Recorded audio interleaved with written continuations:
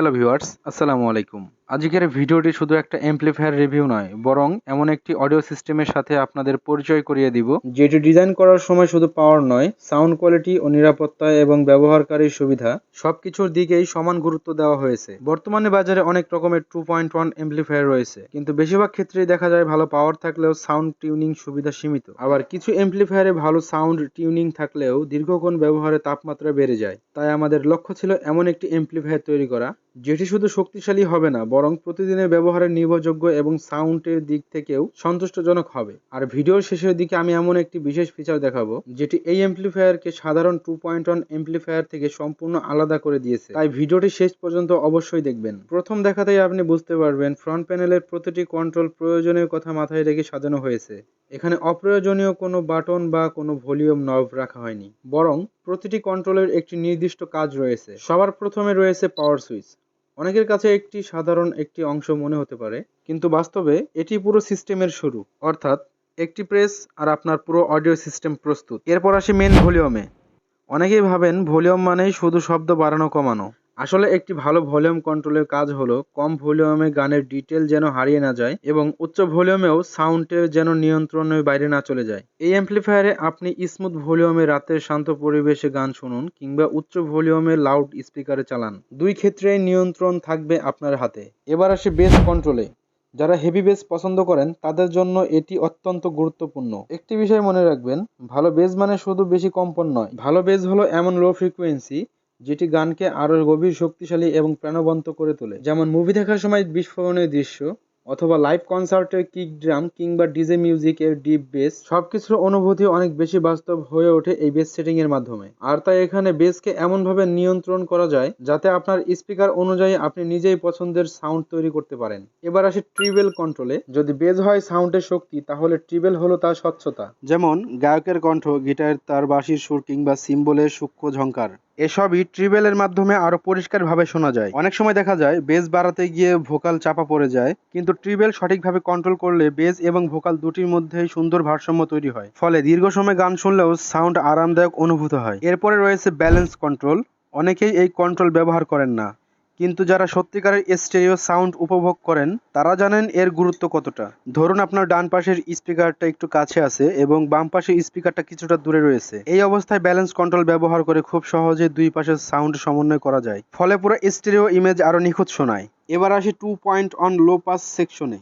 এখন থেকেই এই অ্যাম্প্লিফায়ারের সাধারণ স্টেরিও অ্যাম্প্লিফায়ার থেকে একটু আলাদা হয়ে যায়। যারা সাবউফার ব্যবহার করেন তারা জানেন শুধু বেস হলেই ভালো ফলাফল পাওয়া যায় না, বরং বেসকে সঠিকভাবে নিয়ন্ত্রণ করতে হয়। এ কারণে এখানে রয়েছে বেস লেভেল কন্ট্রোল।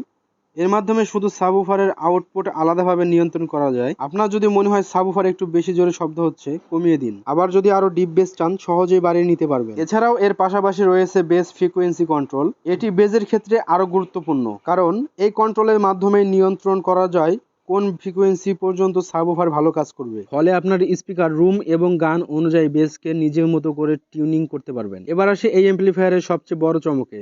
এখন পর্যন্ত যা দেখলেন সেগুলো অনেক ভালো ভালো অ্যাম্প্লিফায়ারে পাওয়া যায়, কিন্তু এখন আমি যে ফিচারটি দেখাবো সেটি এই ডিজাইনের সবচেয়ে বড় বিশেষত্ব। সাধারণ 2.1 অ্যাম্প্লিফায়ারে সাবউফার আউটপুট শুধুমাত্র বেজের জন্য ব্যবহার করা হয়, কিন্তু আমাদের এই ডিজাইনে আপনি চাইলে সেই একই আউটপুটকে সম্পূর্ণ ফুল রেঞ্জ তৃতীয় চ্যানেল হিসেবে ব্যবহার করতে পারবেন। অর্থাৎ সাবউফারের পরিবর্তে সেখানে একটি ফুল রেঞ্জ স্পিকার সংযোগ দিয়ে তিনটি আলাদা চ্যানেল স্পিকার চালানো সম্ভব। যেমন একটি অ্যাম্প্লিফায়ার দুই ধরনের ব্যবহার, প্রয়োজনে শক্তিশালী 2.1 সিস্টেম, আবার প্রয়োজনে সম্পূর্ণ 3 চ্যানেল ফুল রেঞ্জ সেটআপ। তাই এই ফ্লেক্সিবিলিটি এই অ্যাম্প্লিফায়ারের অন্যতম বড় শক্তি। এখন পর্যন্ত আমরা এই অ্যাম্প্লিফায়ারের বাইরের অংশ দেখলাম, কিন্তু একজন মিউজিক লাভার কখনো শুধু বাইরের ডিজাইন দেখে সিদ্ধান্ত নেন না, কারণ একটি অ্যাম্প্লিফায়ারের আসল পরিচয় লুকিয়ে থাকে তার ভেতরের সার্কিটে। চলুন এবার দেখে নেওয়া যাক কি কি প্রযুক্তি ব্যবহার করা হয়েছে এবং কেন এই ডিজাইনটিকে আমরা এতটা আত্মবিশ্বাসের সঙ্গে আপনাদের সামনে তুলে ধরছি। প্রথমে চোখে পড়বে কোয়ালকমের ব্লুটুথ চিপসেট। বর্তমানে বাজারে অনেক ব্লুটুথ মডিউল পাওয়া যায়, কিন্তু সব ব্লুটুথ মডিউলে এরকম পারফরমেন্স দেয় না। এখানে আমরা এমন একটা চিপসেট ব্যবহার করার চেষ্টা করছি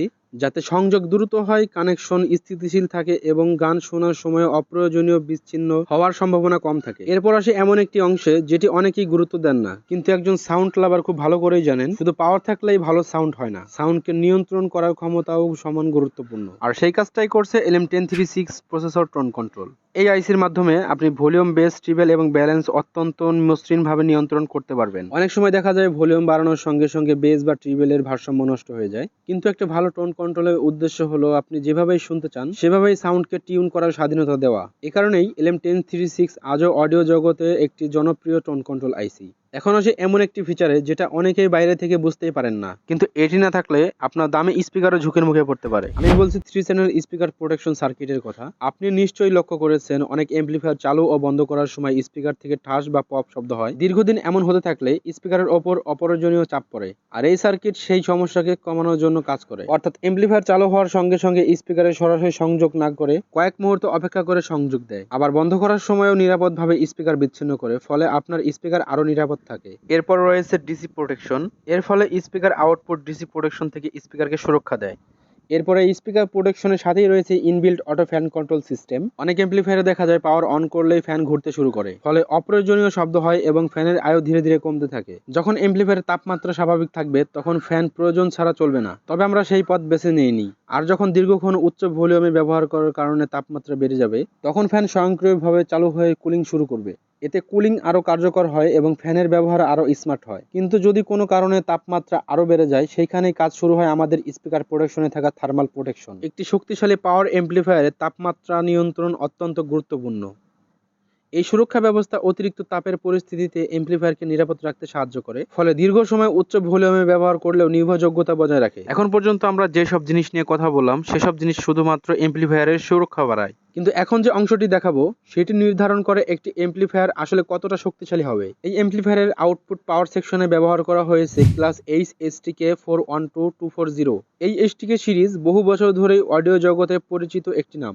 আর ক্লাস এইচ প্রযুক্তির অন্যতম সুবিধা হলো প্রয়োজন অনুযায়ী ভিন্ন ভিন্ন ভোল্টেজ রেল ব্যবহার করে পাওয়ার সরবরাহ করে। এর ফলে কম ভলিউমে অপ্রয়োজনীয় তাপ কম তৈরি হয়, আবার উচ্চ ভলিউমে পর্যাপ্ত শক্তি পাওয়া যায়। ফলাফল আরো দক্ষ পারফরমেন্স, আরো পরিষ্কার সাউন্ড এবং আরো শক্তিশালী আউটপুট। তবে শুধু এসটিকে আইসি ব্যবহার করলেই একটি ভালো এমপ্লিফায়ার তৈরি হয় না, আইসি এর চারপাশের সার্কিট ডিজাইনও সমান গুরুত্বপূর্ণ। এই কারণেই এখানে ব্যবহার করা হয়েছে আমাদের নিজস্ব তৈরি বিশেষ সার্কিট ডিজাইন। তাই আমাদের লক্ষ্য ছিল পাওয়ারকে আরো স্থিতিশীল রাখা আর সাউন্ডকে আরো পরিষ্কার এবং দীর্ঘদিন নির্ভরযোগ্যভাবে ব্যবহার করার মতো একটি প্ল্যাটফর্ম তৈরি করা। তাই এই সার্কিটটি সেই লক্ষ্য নিয়েই তৈরি করা হয়েছে। এবার আসি সাবউফার সেকশনে। সাবউফার যদি ঠিক মতো ড্রাইভ না হয় তাহলে যত ভালো স্পিকার ব্যবহার করুন, সেই কাঙ্ক্ষিত ডিপ বেস পাওয়া খুবই কঠিন। এই কারণেই সাবউফার চ্যানেলের জন্য ব্যবহার করা হয়েছে 6 ট্রানজিস্টরের ড্রাইভার সার্কিট। এর মাধ্যমে সাবউফার পর্যাপ্ত ড্রাইভ করে, ফলে লো ফ্রিকোয়েন্সি আরো নিয়ন্ত্রণ, আরো শক্তিশালী এবং উচ্চ ভলিউমেও পরিষ্কার থাকে। যারা হেভি বেস পছন্দ করেন তারা এই অংশের পার্থক্য খুব সহজেই অনুভব করতে পারবেন।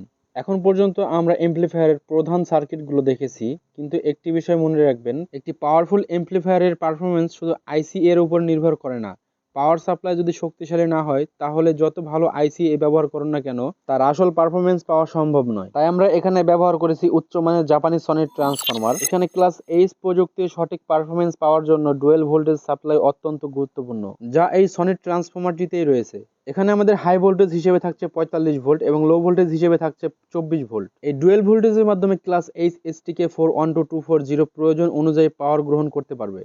এত শক্তিশালী একটি এমপ্লিফায়ারের জন্য উন্নত কুলিং সিস্টেমও সমান গুরুত্বপূর্ণ। তাই এখানে ব্যবহার করা হয়েছে বড় আকারের দুইটি মোটা হিটসিং। এর কাজ শুধু হিটকে নিয়ন্ত্রণ করা। এবার আসে এমন একটি ফিচারে যেটি চালু করার পর প্রথমেই সবার চোখে পড়বে, সেটি হলো স্পেকট্রাম অ্যানালাইজার। এটি শুধু এলইডি লাইট নয়, গানের প্রতিটি শব্দের সাথে এলইডির প্যাটার্ন পরিবর্তন হয়, যেটি আপনি ভিজুয়াল আকারে দেখতে পারবেন। বিশেষ করে রাতের ব্যবহার করলে পুরো সেটআপটাকে আরো প্রিমিয়াম এবং আকর্ষণীয় করে তোলে।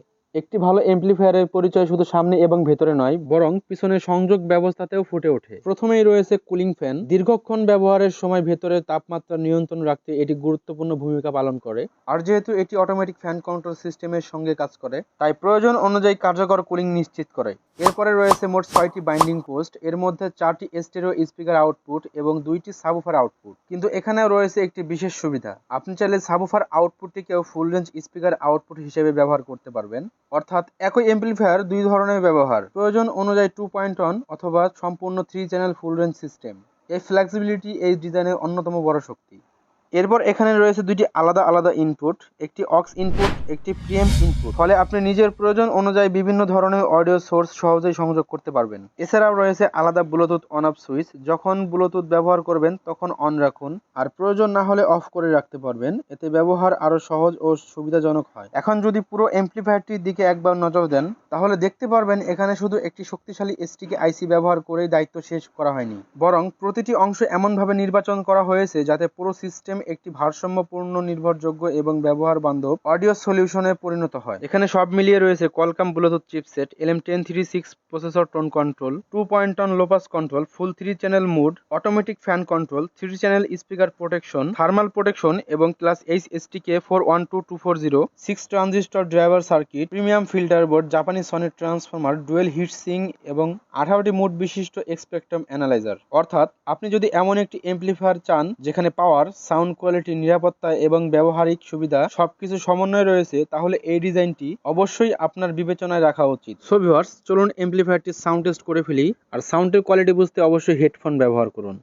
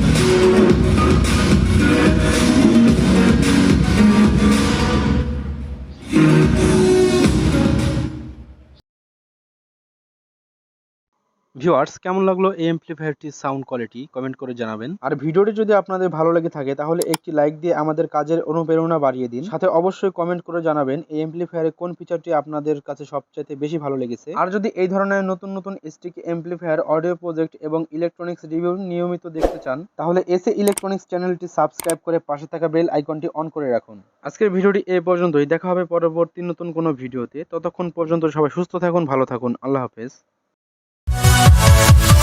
Yeah.